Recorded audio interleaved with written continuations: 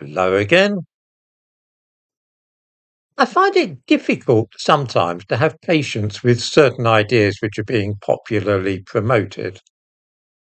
One of these is that the prosecution of people who cause damage to copies of the Koran is a sign that a de facto blasphemy law is being introduced to Britain in a subtle and underhand way. Now, I'm as opposed as anybody to the idea of Islam being accorded special status in this country, whether one granted by law or simply a recognition by institutions in Britain that Muslims are somehow special and that their feelings need to be particularly catered for. I loathe and abominate such things. However, arresting people for causing harm to copies of the Quran is something else entirely, and I shall explain why. Last year, there were a few arrests relating to such incidents. I'll describe a couple of them in a minute, but before doing so, I wish to conduct a little thought experiment, and I invite viewers to join me in doing so. This is the kind of thing that our German cousins call it, a Duncan experiment. And I haven't done this for a while, so it might prove interesting. I'm currently rereading this book by A.J. Cronin. It's The Keys to the Kingdom. I'm sure that many of you will know him as the author of the Dr. Finlay stories, Dr. Finlay's case book, which were televised in the 1960s with Bill Simpson and Andrew Cruikshank. This book is a particular favourite of mine, the story of a Catholic priest. At any rate, it is, or was, no more than a popular novel. Perhaps viewers would like to consider the following scenario. Let's suppose that I took this innocuous paperback, together with a box of matches, and then went down to the local tube station and hopped on a train to central London. From there, I'll make my way to the embassy of the Islamic Republic of Iran in Knightsbridge. The police have had a lot of trouble there lately, of course. As soon as I'm as close to the embassy as I can get, I then hold up my A.J. Cronin novel and set fire to it while shouting incoherently.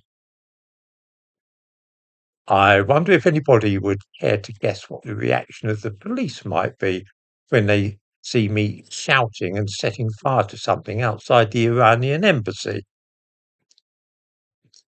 I may be wrong, but I am prepared to bet that they would pounce on me, put out the fire, search me carefully, and then take me to a police station. I would be very surprised indeed if they could not find a law which I had broken. I would certainly end up in court next week. I don't think that they would care much that it was one of A.J. Cronin's excellent novels which I was trying to burn. The police don't like to see people playing with matches and setting fire to things in the street, especially not outside an embassy. I wonder if everybody watching this video agrees with me on this point. Now let us look back almost a year to one of those incidents of a man arrested for setting fire to a copy of the Koran.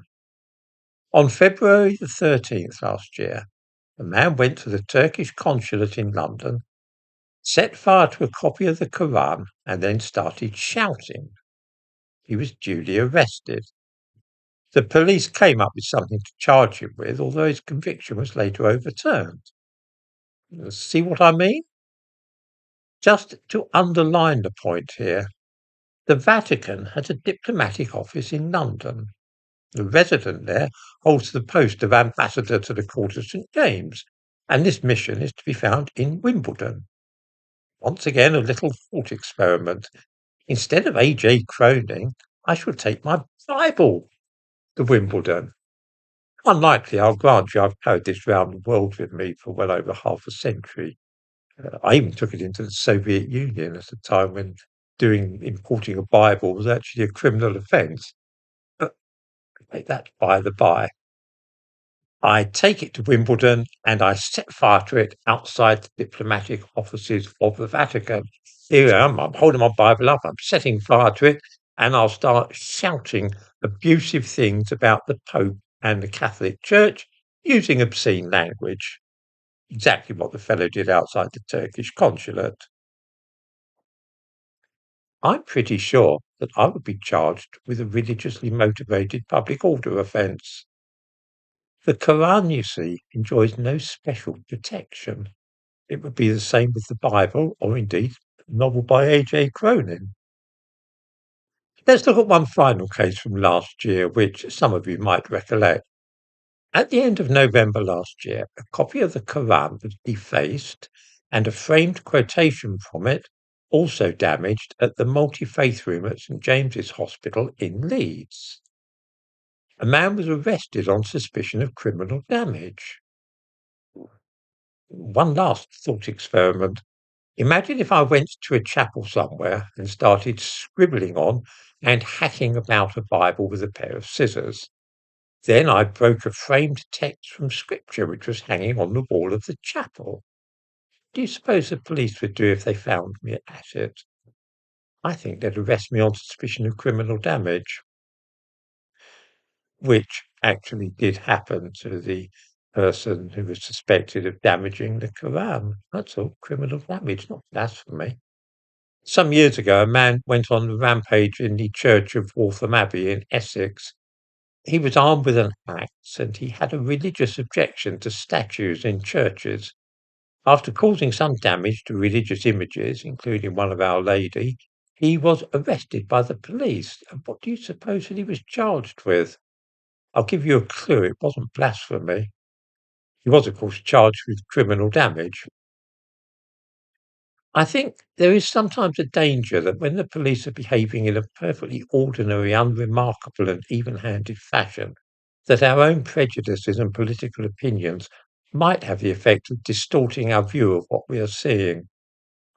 The sight of the word Koran, for instance, or Muslim, or Islam, might perhaps cause us to suspect partiality on the part of the authorities. And once we look for such a thing, we tend to find what we interpret as evidence for it. In the case of damage to the Koran, I'm bound to say that try as I might, I cannot see that the police behave any differently towards such cases than they would if the book concerned was a Bible, or indeed even a novel by A.J. Cronin. Once we examine the circumstances of the apparent reintroduction of a blasphemy law to Britain, we don't really find that there's much substance in the notion.